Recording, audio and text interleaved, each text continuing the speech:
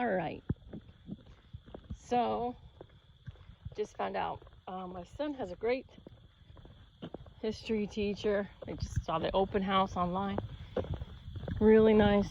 And it reminded me of college. In college, when I went to college in 1988, I was really tired of the world and all the mean. So mean. I was really tired of all the mean. And I didn't care about anything. And went to history. And really old man teaching. And he said, if you come to class, you won't get below a 50 or something like that. But if you don't come to class, you have to write a paper. Whatever page paper on why you missed class. Make it an interesting story. So I would go to class and I would sleep because I was a little nuts. And I would just sleep. I would just fall asleep in history class, and he would like smash the table with the ruler and, to wake me up, or, it's like, what is her name, So it's hard to do. It'd be hard for you to recognize me at this time. I was just really just so done. Just so done. And he yelled, "Miss Bates!" And I yelled, "What?" And he goes, "What are you doing?" And I'm like, "I'm sleeping." And he's like, "Why do you come to my class and sleep?" The whole time I'm like, because if I don't come to class, I have to write a paper. He goes, "Is that the only reason you come to class?" I said, "Yep." And so he said, "All right, from now on, you don't have to write a paper."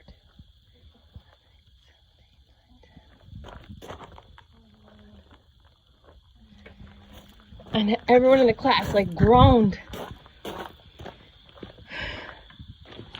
And but now I was wide awake. And he's teaching history, which was it was so boring to me. But he's a really old guy. He's teaching history. I was so not impressed, And then he's talking about this boring crap. And then I said, he was talking about the war. And I said, "Were you ever in a war?" He looked at me, and I was still awake, and he goes, "Do you have any questions?" I said, "Yeah, were you ever in a war?" He goes, "Yes, I was." I might cry in this story.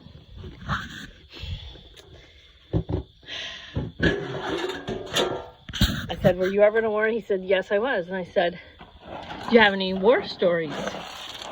He said, "Yep." I said, "Tell me one. Tell us one." And he tells this amazing story that he saved his friend's life. And I was like, and I was on the edge of my seat. My mouth was wide open, and it's like, wow, because this man went through hell. I mean, wow, you should have heard the story. It was awesome. And I said, I was just asking questions, and I was like, and then what? And then what? And I was so super engaged in his story. And he said, "Do you like that?" I said, "Yes, I did." And I said, if you taught like that, I probably wouldn't fall asleep. And he said,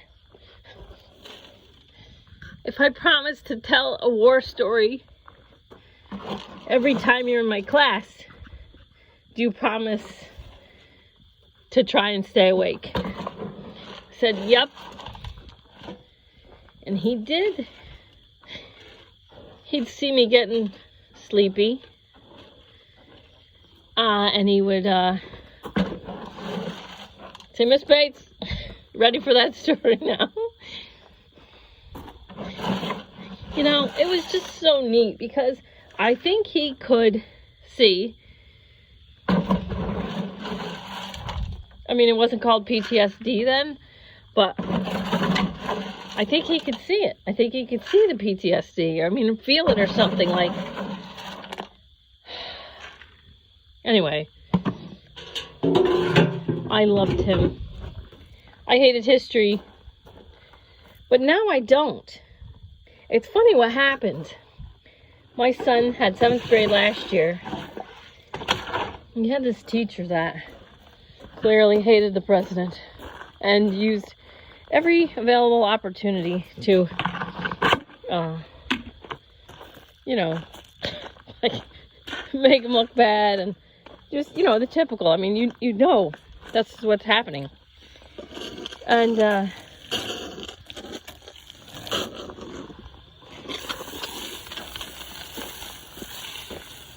he doesn't know anything about, and he's, hold on a second, sorry.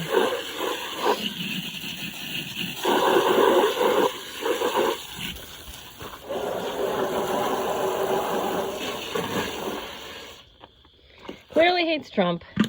And then I find out his teacher's teaching that Ronald Reagan had some sort of mental problem and he fell asleep in meetings. It's like, wow. How did he have enough time to trash Ronald Reagan, with all the stuff he's supposed to be teaching? So I sent that teacher the executive order for human rights violations, from 12/21/17. I said, oh, great, you're teaching. Oh, that's great. You're teaching about executive orders.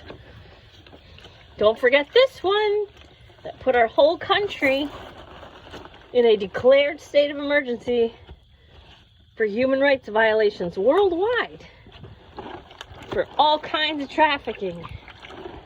And he's like, oh, I didn't know about this. Like, no kidding. No kidding. No kidding. So now my son has a history teacher who was a veteran, and I don't believe he'll be learning about ridiculous nonsense this time. Seems like a really nice person. He seems like he loves history. And as a human, I really want people to hold a high vibration. As a human, I want people to hold a high vibration. And when I lived in Holland, when I lived in Europe, everybody wanted to come to the United States. And for some reason, I know why. I'm friends with a lot of legal immigrants. And I know why, because they have high vibrations, because they're so grateful to be in the United States of America. They're from all over the world. And some of them, when you ask them about their country of origin, they look around as if someone might hear us talking. And people that complain about the United States should really go try out some other countries, because I wouldn't mind making room for more grateful people in the United States. And I saw this thing, this guy Cenk Uygur from the Young Turks trying to pretend to do conservative comedy, and he's like, hey, how about black people, huh? No. It's like, who does that? Show us a clip. What are you talking about? It's just every election year, every single election year, they take, black emotion, rage, paired with white liberal guilt, and it's this magic combination of like chaos and destruction, and this country's so this or this country's so that. It's like, talk to my friends.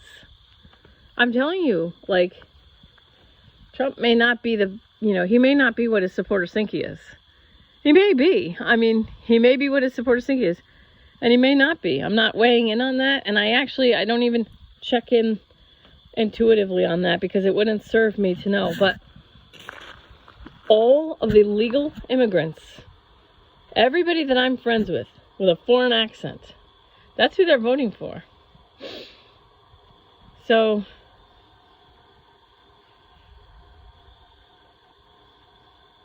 it could get really ugly, after the election.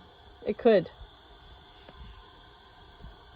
But while it's ugly out in the world, it doesn't have to be ugly for you.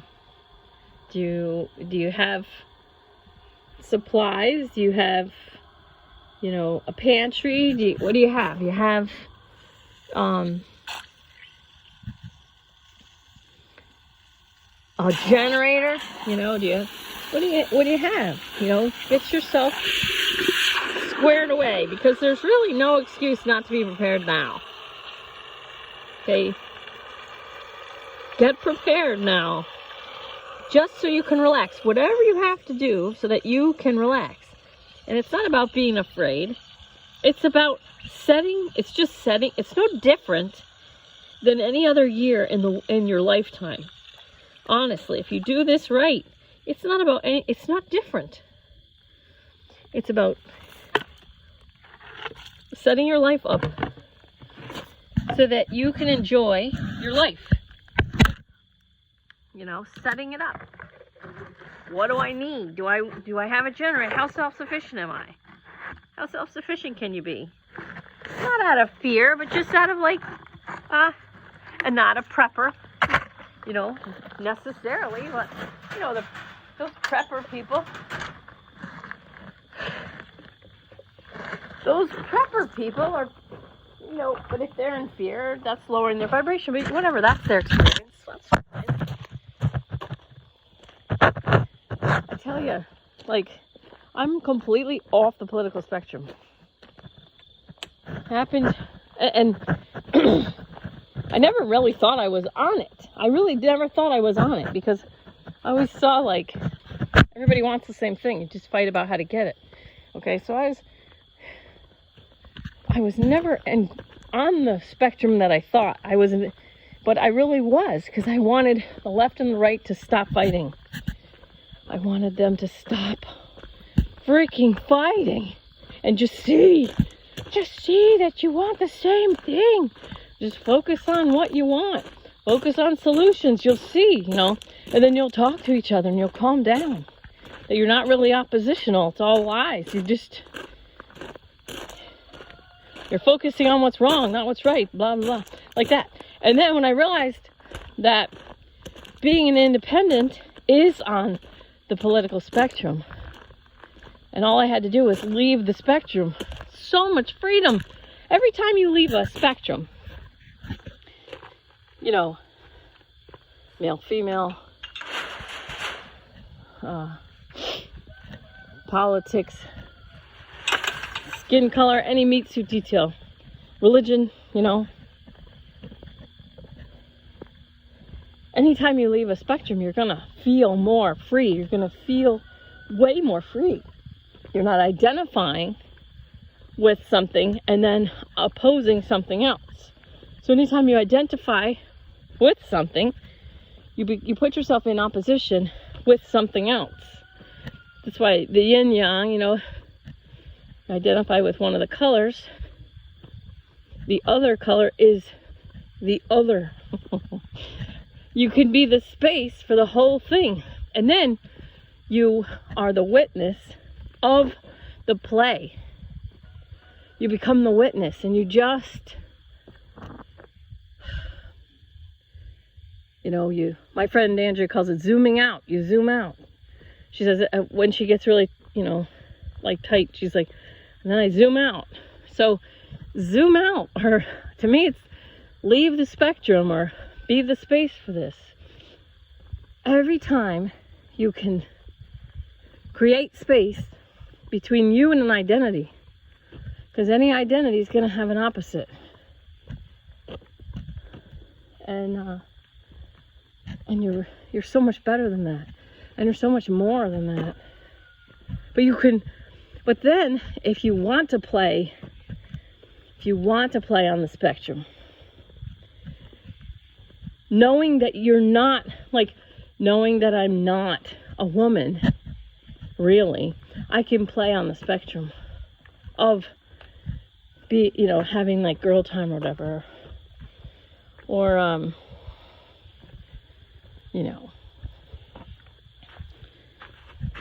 it's like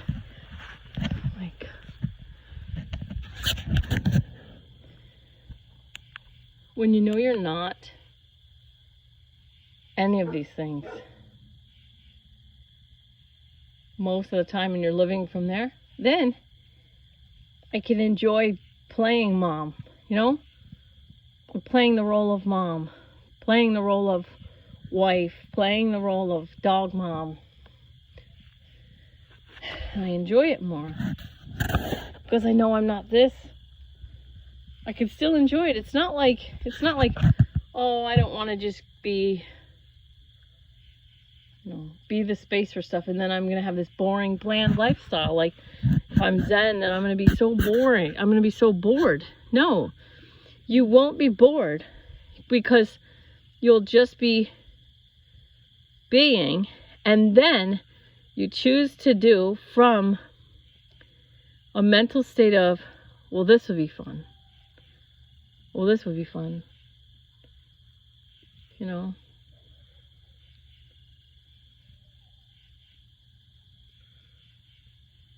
Yeah.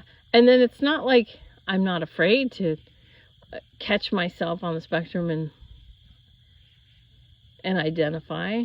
If I catch myself in an identification or in a role mode, then I can enjoy the anger or enjoy the frustration. And as I enjoy any kind of pain, I transmute the pain. As I enjoy pain, I transmute it. It's not so painful.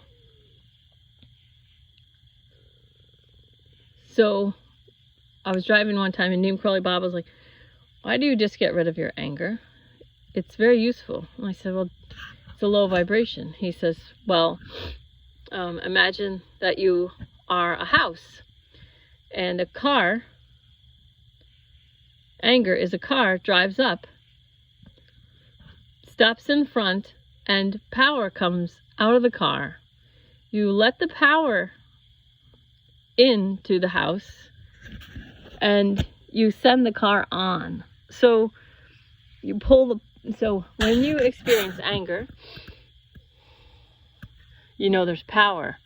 Your soul is giving you power, some sort of power to push off, some sort of power to get away from. I experienced my healing feeling of anger to learn the holistic benefit of a boundary defense instead of wallowing in betrayal, resulting in the emotional block of blame. So if I'm angry in a situation or at a certain person, that means push this away from yourself. And the anger gives you that power to push off or push away or push it or thicken the boundary between me and that thing. And so I say a lot of stuff like, Gandhi says, be the change you wish to see in the world. And as we raise our vibration, we become more and more light.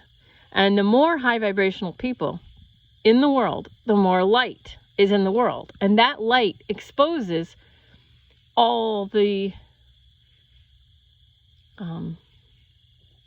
behaviors that most human beings would stop.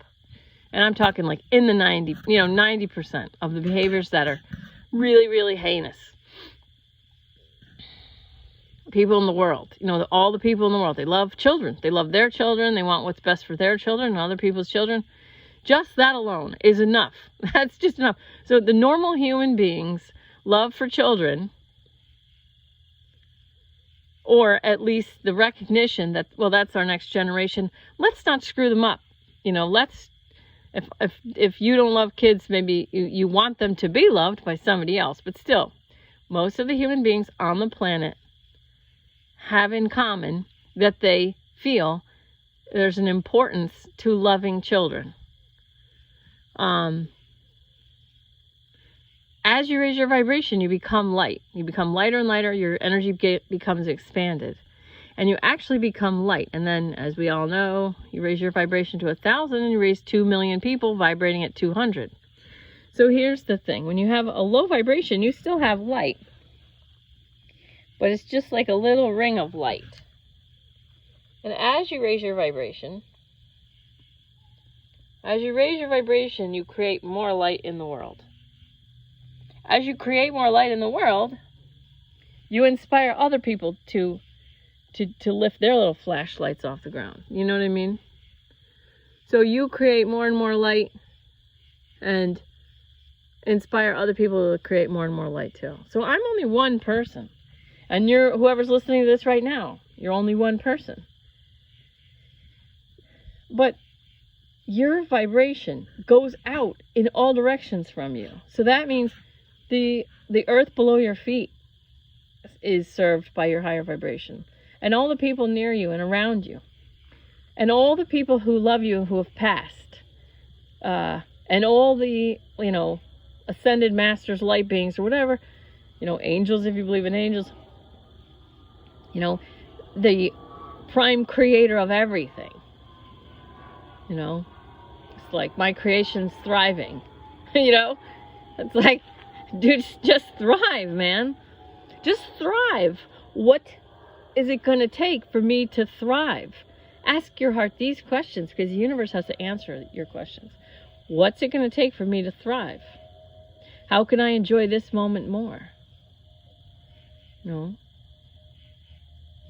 then the more you do that, the more you connect to other people to join it, and it gets bigger and bigger and bigger. And there is a huge chunk of people who are raising their vibration just by turning off the television, just by turning off the TV. Some people can't, though. And you can't get mad at those people. The news got to their mind before you could. Somebody beat you to it. And now they have to get really sick. And then they come to people like me. I'm really sick. Okay. We're going to work on that. We're going to work on that. Or they get really sad, or other people around them have raised their vibration, like their wives or their spouse. I know people now that are so sick and tired of their wives because their wives just obsession with the news. And it makes perfect sense, because if you're in fear, your third eye is not going to help you. Your third eye is not going to be able to give you clarity to say, that's a lie, So these people are not only like programmed or brainwashed. Neem Karoli Baba says, you've been taught to be sad. And I say, you have been programmed to hate. You've been programmed to hate so that you are separate from such and such and such and such. You think you love certain people, but that's not really love. It's egoic, shared hatred. So all these people who get together and like, Madonna, what she's talking about, and these people with their, stuff about, I don't want to say it on a video, but just like really bad behavior, talking about really bad behavior towards one person, and they're like, yeah, and they're like, they feel loving, but they're actually very hateful. They're just sharing hatred. And so they love the other people who are sharing the same hatred. And shared hatred is not love, but the ego reads it as love. So the ego's like, yeah, we're together. Like the Pussy Hat March and all these marches. Yeah, we're together. This feels so good. March for our lives. Okay, who are you marching for? Well, we're marching for our lives. We're marching to save kids from gun violence. Okay, so are you marching to show all the people that mow down children in school with guns? and you think that's going to do something? Like, that's actually, making them laugh. Like, no offense, but if someone is so hateful and such a bully or such a quote unquote bad guy that they're going to take a gun into a school, then if hundreds of thousands of people are marching to, like, no, don't kill our kids, not march for our lives, those people who would do that awful thing think that it's funny. What you're doing is funny. They're laughing at you. And I'm not trying to be a douche, but I mean, that's the reality of it. Bullies love when you react. So this is just the way it is. This is the way it's always been. And we're never going to clear all the mean off of the planet. But the people who are trying to fight people who they think are mean are just creating more mean, more hate. Well, a lot of hate. Oh, and you think your hate has no home here, sign is fighting hate, but you're creating it. You are creating all the crap that you're fighting against.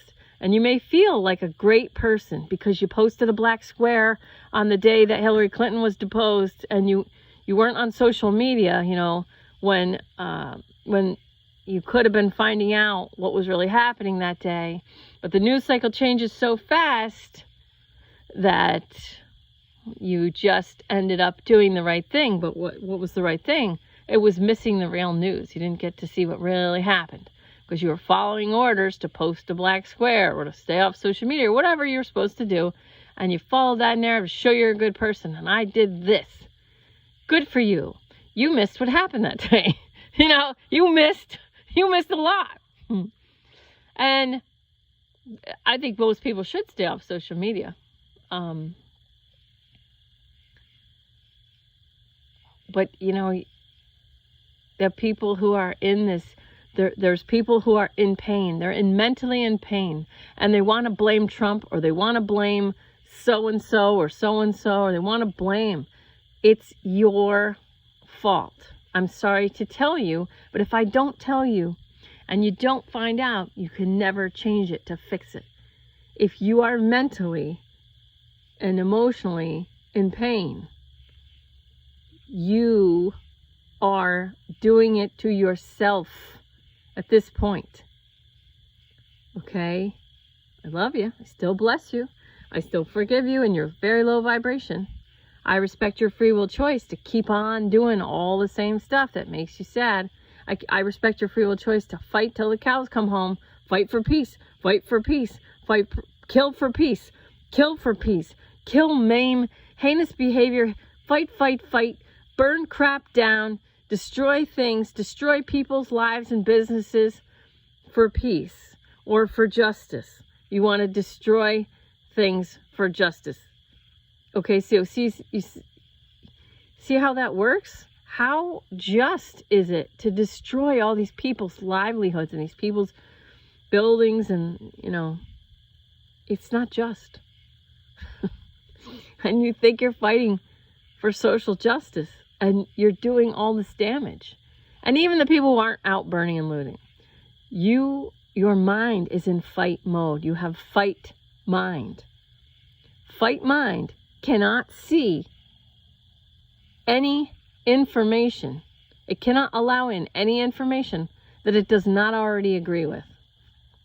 That's why when you climb off the spectrums and you look and you breathe free and you have this new perspective and you're like, I don't care which side is right. Let me just see what the hell's going on. Now you have a free mind, a peaceful mind. And then that's when you can see. And you can see what this side says, and you can see what that side says, and then you can see that there is a way for everyone to, get what they want, but it's not the way they're doing it, and their vibration's too low. Oh, here we go.